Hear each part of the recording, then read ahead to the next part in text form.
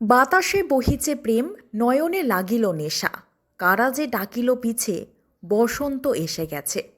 এই সুরেই বসন্ত উৎসবে মাতলেন সম্মিলিত কৃষ্ণকলি মহিলা কমিটির সদস্যরা।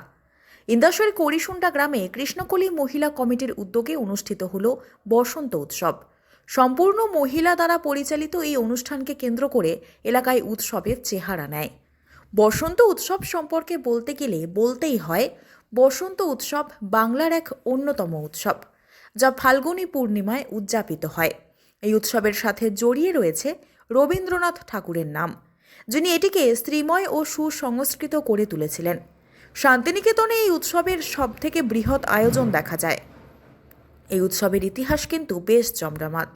প্রহ্লাদ আর হোলিকার গল্প থেকে শুরু করে রাধাকৃষ্ণের দোল খেলা সবই আছে এর মধ্যে। আর আছে রং, আবির আর আনন্দের হোলি খেলা।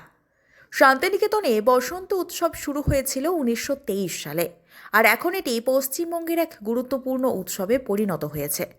বর্তমানে রাজ্যের বিভিন্ন প্রান্তে শান্তিনিকেতনের আদলে বসন্ত উৎসব উদযাপিত হয়ে থাকে। এদিন সবাই রঙে রঙে মেতে ওঠে, বন্ধুত্ব আর ভালোবাসার বন্ধন আরও দৃঢ় হয়। এই বসন্ত উৎসবে নতুন প্রেমের সূচনা হয়, তেমনি প্রেম আরও সুদৃঢ় ও মজবুত হয়।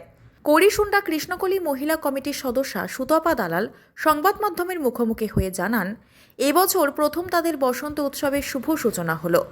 আগামী দিনে সকলে পাশে থাকলে আরও বৃহত্তর আকারে এই বসন্ত উৎসবের আয়োজন করা হবে। আমরা সকল মহিলা কমিটির মেম্বাররা মিলে এই সিদ্ধান্তটা নিয়েছি যে আমরা এই বছর থেকে শুরু করলাম বসন্ত উৎসব। সামনের বছরে আরো বড় করে করার চেষ্টা আছে। হ্যাঁ, তো চিন্তা ভাবনা রাখছি আরো বড় করে করব। আমরা কৃষ্ণকলি মহিলা কমিটির পক্ষ থেকে বলছি।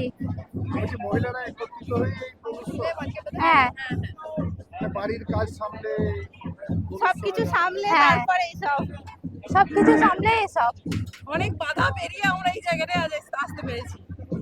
আগামী দিনে কি চিন্তা ভাবনা আছে? এর থেকে আরো একটু বড় করার চিন্তা ভাবনা আছে, যদি সবাই সহযোগিতা করে পাশে থাকে এর থেকে একটু বড় করার চিন্তা ভাবনা রয়েছে, এখন দেখাই যাক। কাদের উদ্যোগে এই দোল উৎসব? উদ্যোগটা আমার, বলো তোমরা। অবশ্যই এই দিদির উদ্যোগেই সবকিছু হয়েছে। এই দিদি ছিল বলেই তাই আমরা এতদূর আগাতে পেরেছি।